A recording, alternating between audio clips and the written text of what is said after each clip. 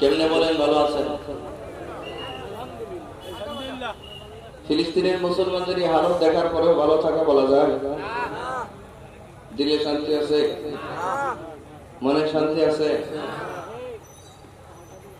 আমরা আজকে মর্মাহত, ভারাক্রান্ত, অত্যন্ত কষ্টের মধ্যে আছি, ঠিক না?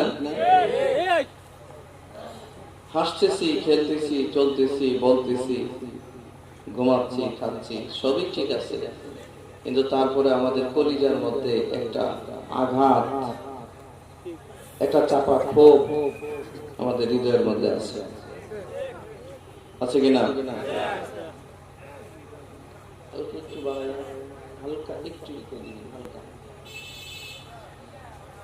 সম্মানিত হাজিরিন,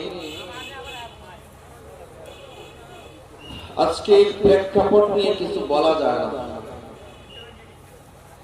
দেশের পরিস্থিতি, আন্তর্জাতিক পরিস্থিতি, এগুলো বলতে গেলে অনেক ভাই পছন্দ করেন। দেশের পরিস্থিতি বললে তো অনেকের মুখ কালো হয়ে যায়, সে মনে করে আর এই মাহফিলে যাওয়া যাবে না। আমরা ইসরায়েলের শাস্তি কি চাই?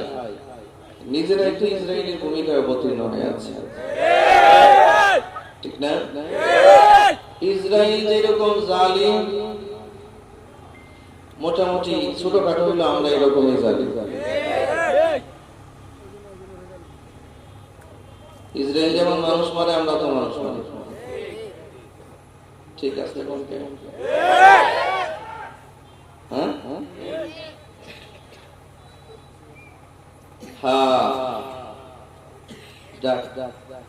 আর বলা যাবে না, আর বলা যাবে না।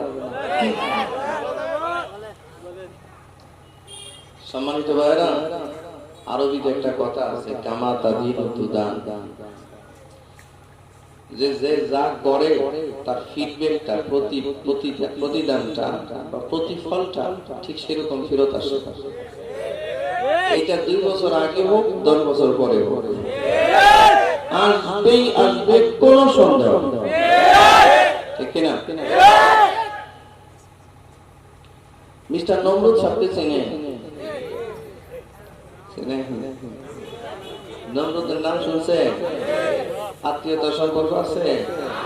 আমাদের সম্পর্ক তো এখন নমরুদের সাথে, আমাদের সম্পর্ক এখন নমরুদের সাথে, ঠিক আছে? আমাদের সম্পর্ক হচ্ছে জামানার ফেরাউনদের সাথে, আমাদের সম্পর্ক এই জামানার ফেরাউনদের সাথে, নমরুদের সাথে, সাদ্দাতদের সাথে, আর কারুনদের সাথে। আমরা বলেন হুজুর বলেন কি, কোথায় নমরুদ আর এই জামানার নমরুদ কারা?